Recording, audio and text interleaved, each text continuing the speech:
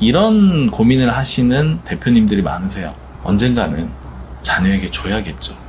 저도 그 고민을 합니다. 그쵸. 가진 게 없어서 그렇지만.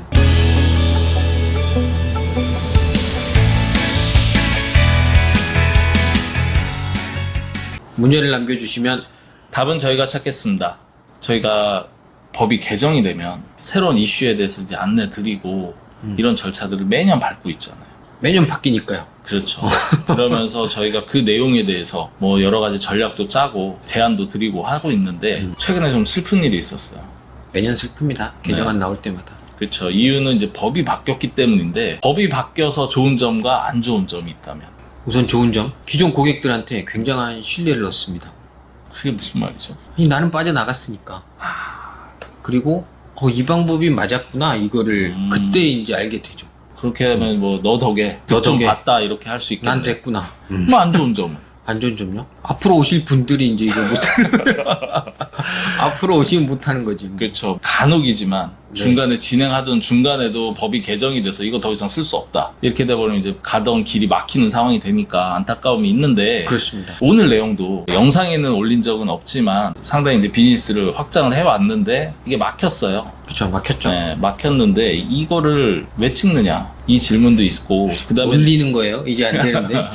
그렇죠. 왜 이점에 찍느냐 이 내용은 이제 저희 영상을 끝까지 보시면 되는데 네. 기본적으로 저희가 이 영상을 찍는 이유 중에 하나는 이 내용에 대해서 이미 컨설팅을 진행하고 있는 분들도 있거든요.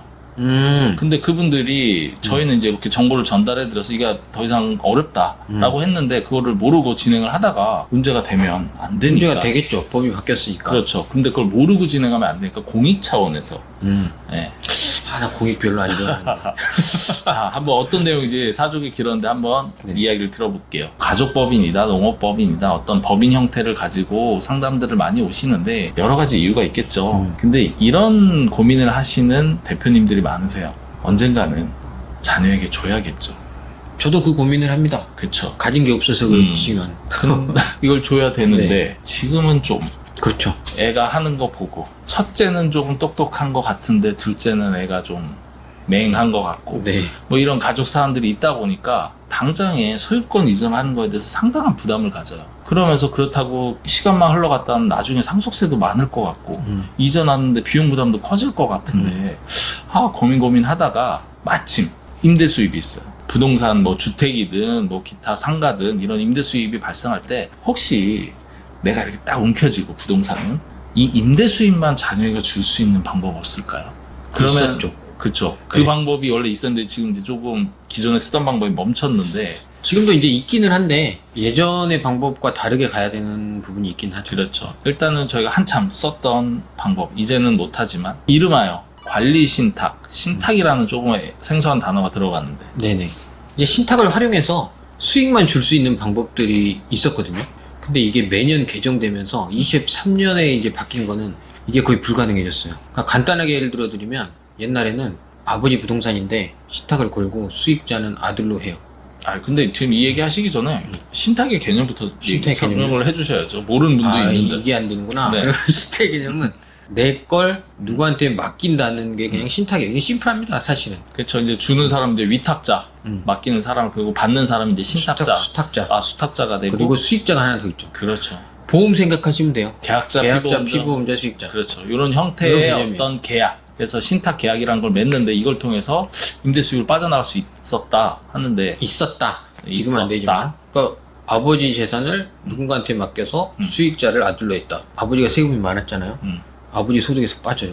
임대 수입이. 네. 그리고 그쵸. 아들 소득이 되는 거예요. 그렇죠. 네. 근데 굉장하지 않습니까? 그렇죠. 아버지는 이미 다른 소득 때문에 세금이 높은데 아들은 저는 놀고 있어서 소득이 없었기 때문에 임대 수입만으로도 그렇죠. 뭐 세금은 좀 내겠지만 그래도 또 내 돈이잖아요. 네. 네, 자녀 입장에서 상당히 땡큐인데.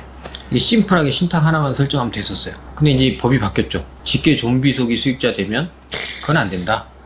그렇죠. 그렇게 법을 바뀌었어요, 한 번. 그래가지고 또 그걸 이제 우회해서 가족법인을 만들었죠.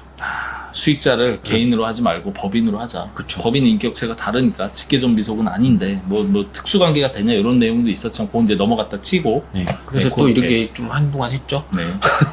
근데 이제 또 23년에 바뀐 건 뭐냐면 이것도 안 된다. 결국에는 실질 지배자가 누구냐 봐서 음. 그 사람 소득으로 하겠다. 음. 이렇게 법이 개정돼서 이제 이 활용은 못하게 되긴 했습니다. 그렇죠. 이제 마지막에 말씀하신 실질 지배자 결국에는 아버지 거잖아요. 그렇죠. 예, 아버지가 모든 권한과 행사를 하는데 형태만 이렇게 너네 문의 바꿔가지고 소득만 저쪽으로 이전하는 것 안 된다. 그렇게 해서 이제 끝났고 이 되지도 않는 걸 왜 이제 와서 영상을 찍나? 경험상 지금까지 이제 계속 하다 보면 매년 되던 것들이 막혀가는 거예요. 그렇죠. 그러니까 좋아진 적은 없어요. 항상 막혀가고 있거든요. 음. 그래서 이게 시기가 중요하다는 걸 매년 저는 느끼긴 합니다. 뭐 좋은 아이템, 좋은 컨설팅 내용도 시간이 지나서 법이 바뀌면 더 이상 쓸 수 없는 내용이 되니까 조금 서두러야 되는 내용이 있다 그러면 컨설팅도 빨리 진행을 하시는 거고 네. 그 다음에 지나간 법령을 잘못 오인해가지고 되는 줄 알고 쓰셨다가 큰 거 다치면 안 되니까 그런 것들도 항상 시시각각 보셔라. 근데 그거는 진짜 중요한 얘기인데 이게 법이 바뀌었잖아요. 네. 그럼 법이 바뀐 이유가 있지 않습니까? 네.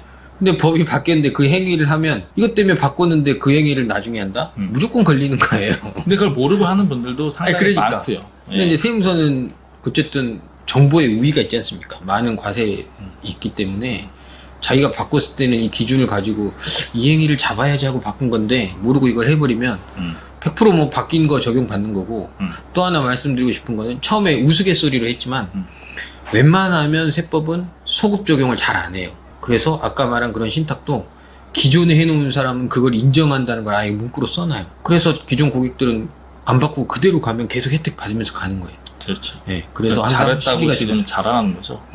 이제 아쉽다는 거죠. 앞으로 그렇죠. 못한다는 거죠. 앞으로 더 이상 할 수 없다라는 게 좀 안타까운데 뭐 새로운 방법은 늘 항상 연구해서 나옵니다. 예, 찾아내니까 한번 문의를 주시고요.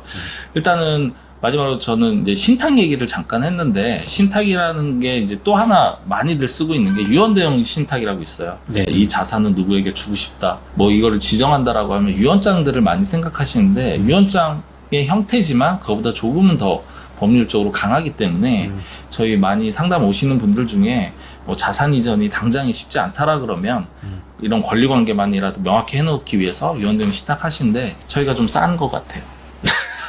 그래요.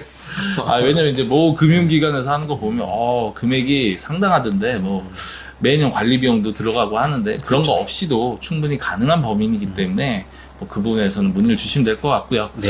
일단 오늘의 한 줄 평 하신다 그러면 우물쭈물하다가 내 이럴 줄 알았다. 상담을 오셔야 얻으실 수 있습니다.